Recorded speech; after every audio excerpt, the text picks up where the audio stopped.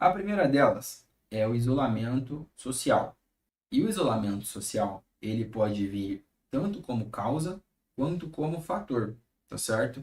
E a partir desse momento que você tem esse entendimento de que o isolamento social pode contribuir para as causas da sua ansiedade, você pode buscar formas e estratégias para que você tenha alguma exposição sem necessariamente você ter que se comprometer. Por quê?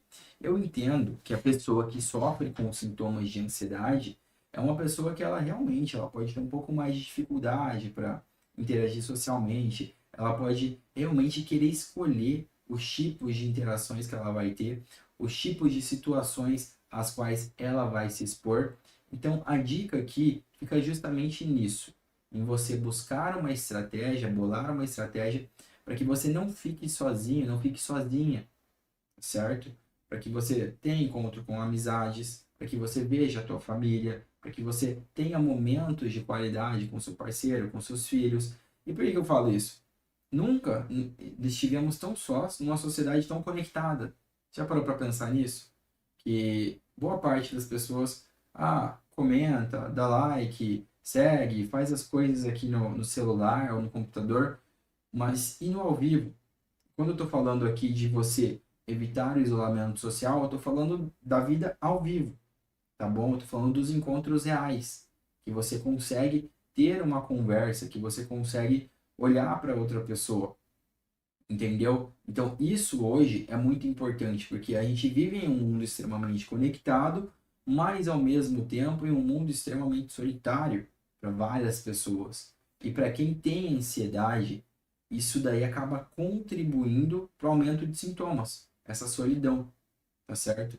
E muitas vezes é uma solidão que a pessoa involuntariamente foi se colocando ali e ela evita sair por medo dela ser julgada, por medo de algo dar errado, por medo dela falhar de alguma forma, entendeu? Por quê? Porque na cabeça da pessoa ansiosa passam os piores cenários, entendeu?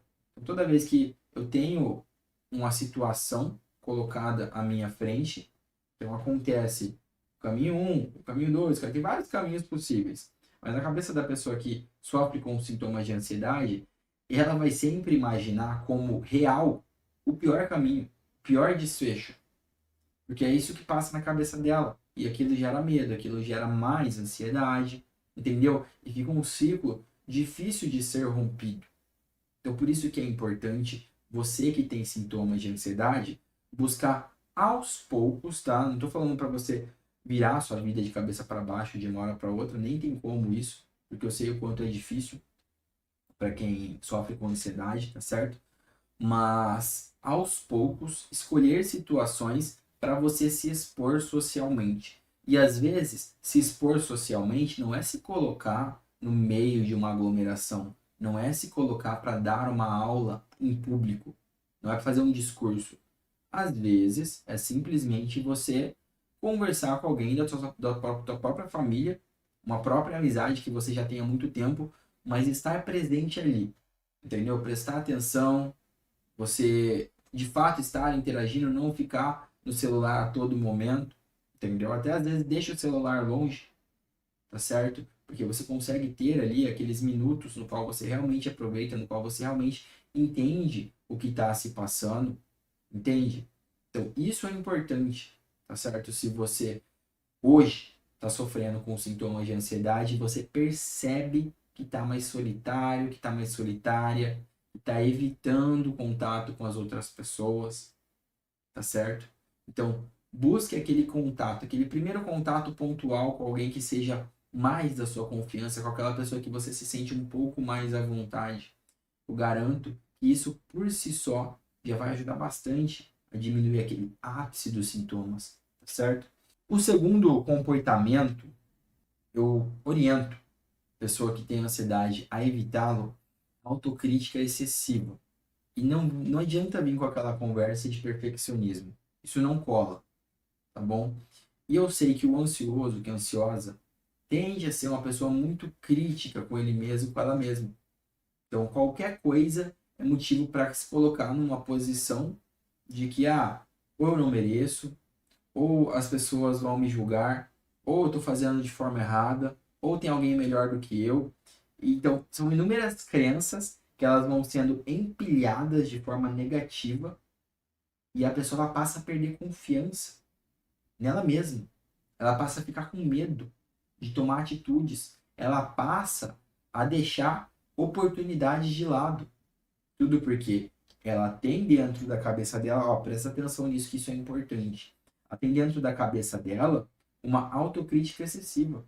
Ela critica tudo. É como se ela botasse o pior filtro do mundo sobre ela mesma. Isso é muito complicado, porque você acaba exigindo ao máximo de si próprio, de si própria, num nível assim de perfeccionismo que, gente, ele não existe. E você nunca vai atingir, isso é motivo de frustração. Fabrício, mas como que eu faço? Eu entendi que eu tenho que evitar essa autocrítica excessiva. Gente, acho que a melhor forma de evitar uma autocrítica excessiva é permitir-se falhar, é permitir-se dar risada das situações que acontecem com você mesmo, não no sentido de deboche, mas no sentido de que a vida é isso, de que o cotidiano as coisas acontecem. Vou falar umas coisinhas simples aqui, tá bom? Às vezes, pô, quantas vezes eu tava na cozinha e deixei, sei lá, cair um copo, o copo quebrou. E aí na hora você fica com raiva, você fica meio. Mas aí você pensa, caramba, Fabrício, é só um copo. É isso, as pessoas quebram um copo de vez em quando. Entendeu? Não tem por que você se criticar, não tem por que. Acontece.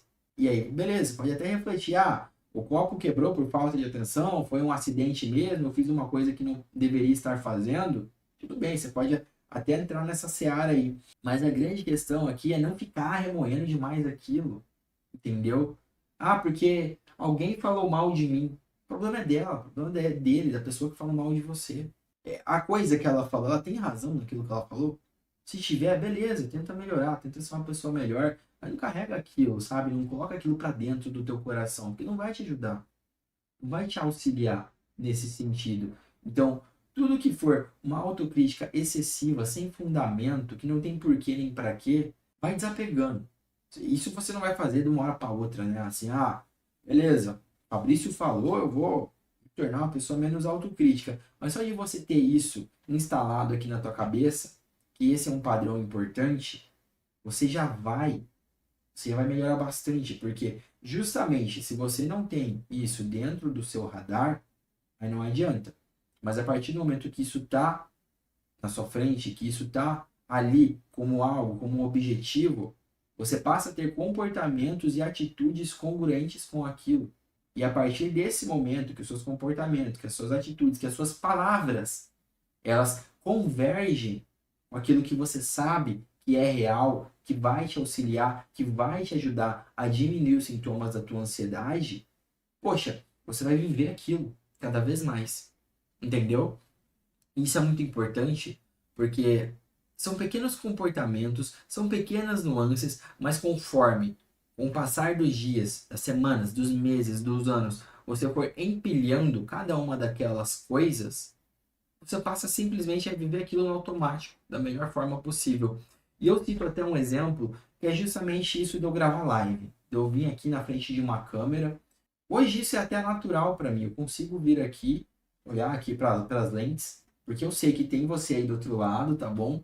Mas eu não consigo necessariamente enxergar os seus olhos. Eu não consigo, às vezes, ouvir a tua voz, mas eu sei que você tá aí.